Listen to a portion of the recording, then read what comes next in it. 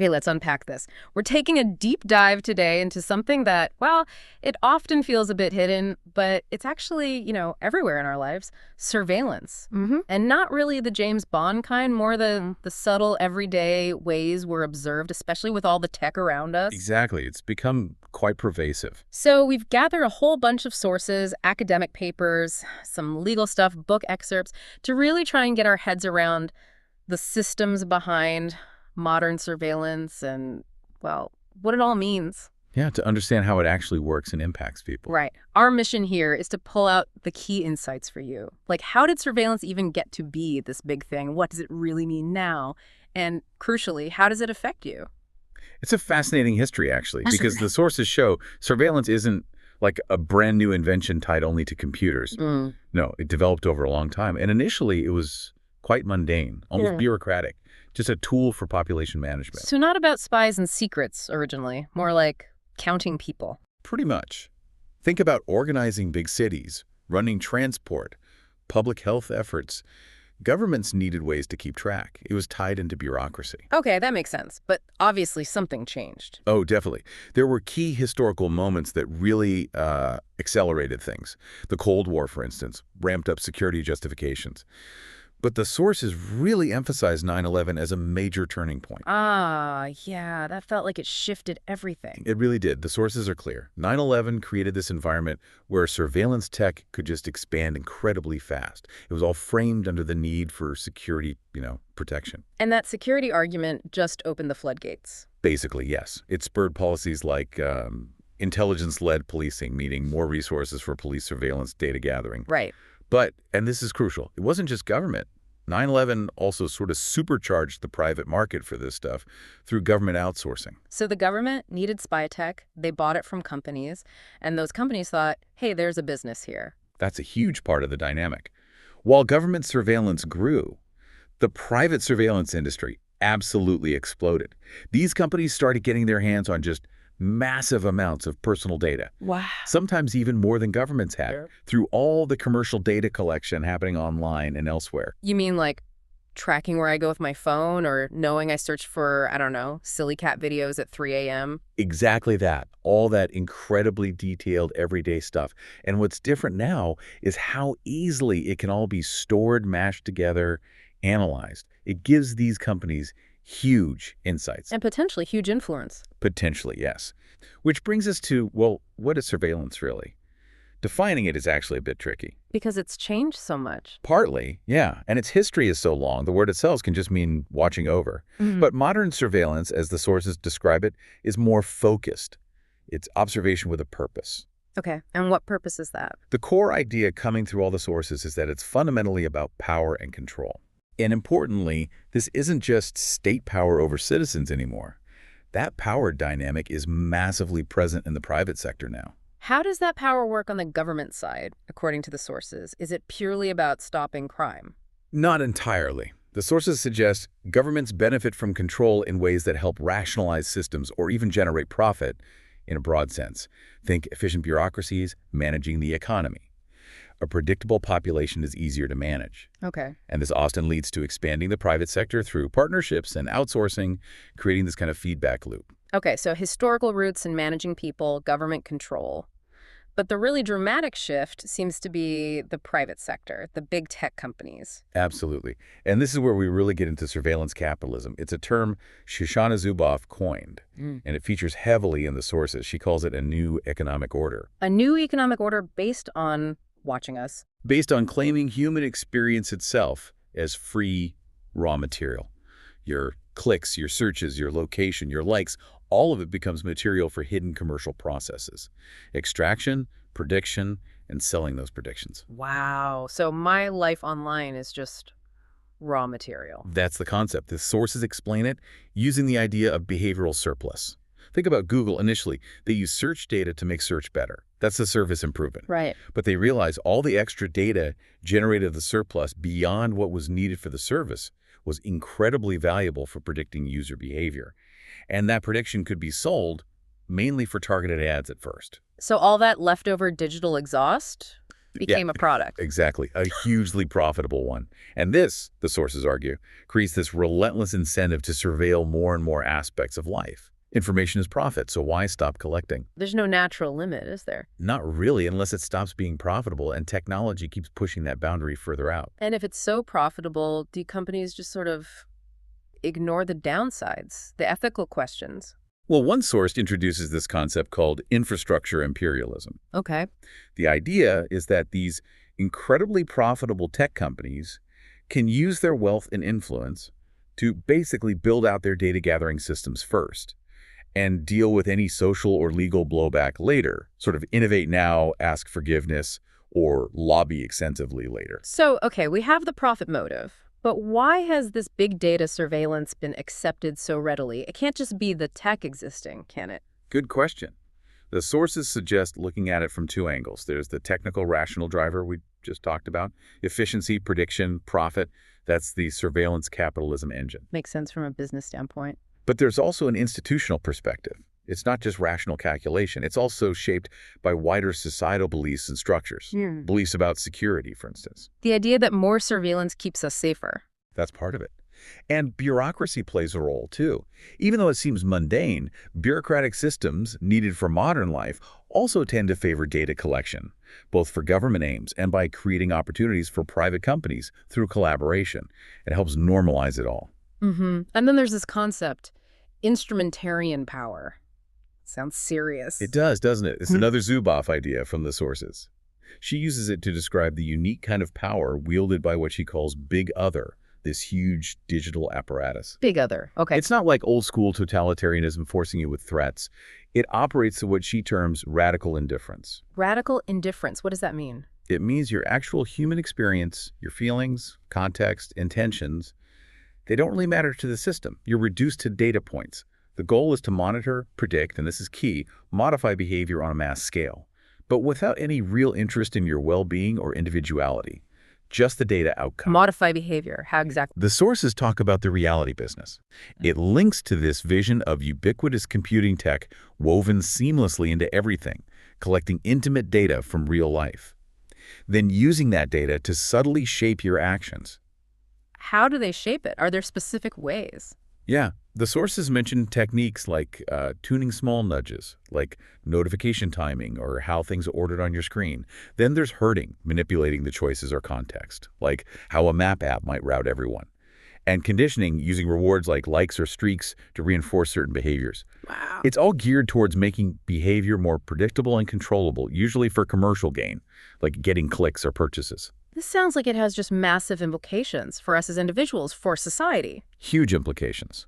Psychologically, one concept from the sources is the loss of sanctuary. Loss of sanctuary. Yeah, our homes are private spaces. They're increasingly filled with listening devices, tracking apps. That feeling of having a space where you're just off, not being measured, it erodes. That feeling of being backstage, kind of. Exactly. And the sources also point out how many digital platforms are designed to hook into our psychological needs, especially maybe for younger people, creating dependencies that can have negative effects. Envy, anxiety, that sort of thing. And it goes beyond just our own heads, right? Privacy isn't purely individual. No, that's a really important point in the sources. Yeah. Privacy protects relationships, social interactions, trust. It allows us to be vulnerable, to explore ideas, even to dissent, you know. Without it, social life becomes much harder, maybe more conformist. And does this surveillance affect everyone the same way? Or are there inequalities? That's a critical issue raised. It absolutely does not affect everyone equally. Surveillance systems often rely on classification, sorting people into groups based on data, and that can easily lead to bias and differential treatment. How so? Well, there's this idea of marginalizing surveillance mentioned in the sources. It's the belief, sometimes implicit, that certain groups are inherently more risky or suspicious and therefore should be watched more closely. This reinforces existing prejudices. The sources bring up concerns about racial bias in facial recognition tech, for example. And they cite statistics suggesting African Americans are significantly more likely than white people to be wrongly identified or even convicted in serious cases like murder. It shows how these systems can have devastating real-world consequences. And class plays a role, too.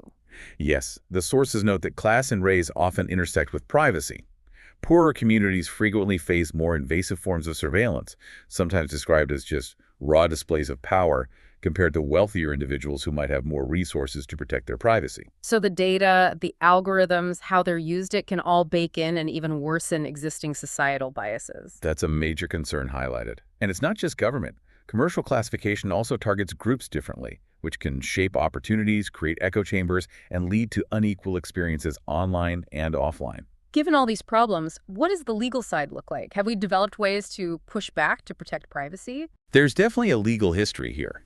The idea of a right to privacy developed in U.S. law, then became recognized internationally as a fundamental human right, the Universal Declaration of Human Rights. Okay. And in Europe, the EU Charter actually makes a specific distinction between the general right to privacy and the right to protection of your personal data. Are the approaches different globally? Very much so.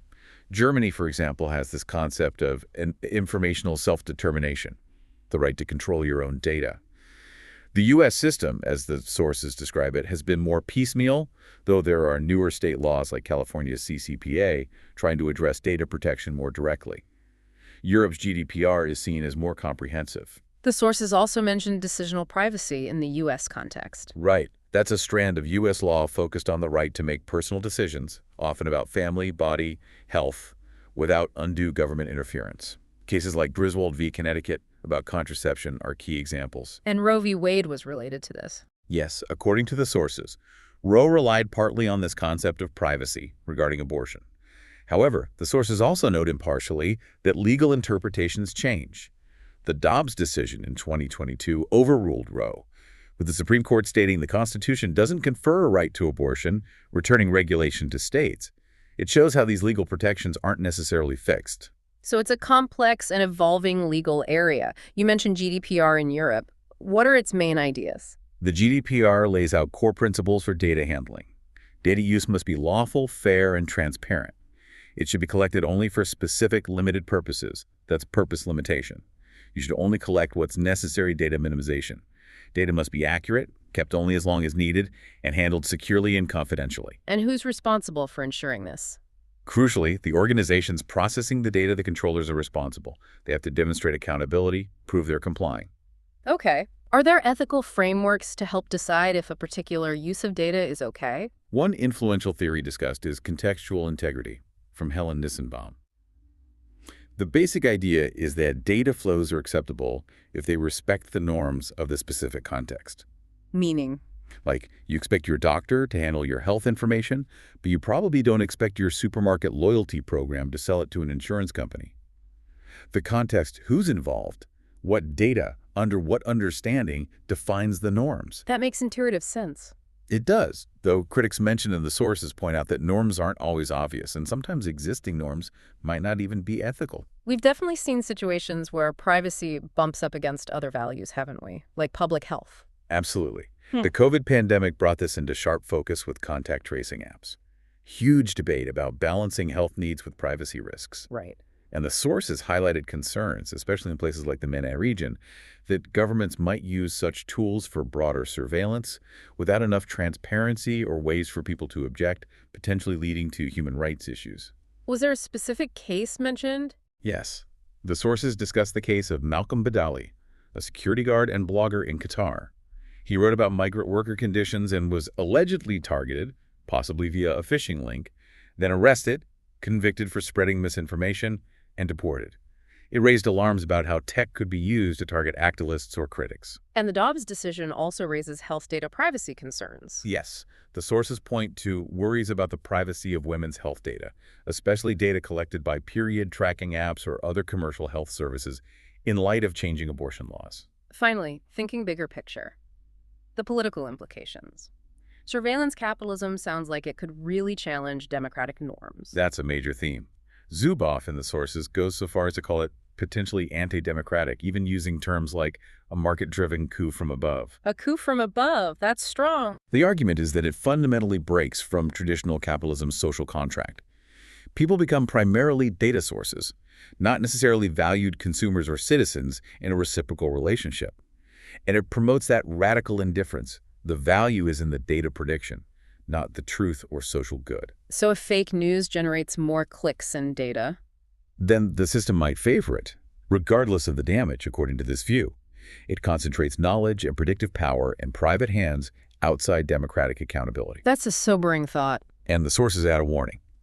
It's not just companies. Governments are increasingly adopting similar instrumentarian techniques to monitor and shape behavior. The example of China's social credit system comes up as a state-driven version of this. Wow. Okay. So we've traced this arc from, basic record keeping to this incredibly complex system of surveillance capitalism, impacting everything from our psychology to social equality, law, and even democracy. Yeah, it's clear it's not just about the gadgets. It's deeply tied to societal beliefs, economic models, and power structures. And it really throws into relief this fundamental tension, doesn't it, between the drive for profit or control or even perceived security and our deep-seated human need for privacy, for autonomy, for sanctuary. Absolutely. And the sources make it clear this is very much an ongoing struggle. The rules are still being written. Which really leaves us, and you listening, with a pretty big question to chew on based on everything we've talked about. Yep. In this world where our experiences are treated like raw material and that sense of private sanctuary feels like it's shrinking, what does it really mean anymore to have a digital home? And what can we actually do, individually or together, to reclaim some sense of control and safety in our increasingly digital lives? Definitely something worth thinking more about.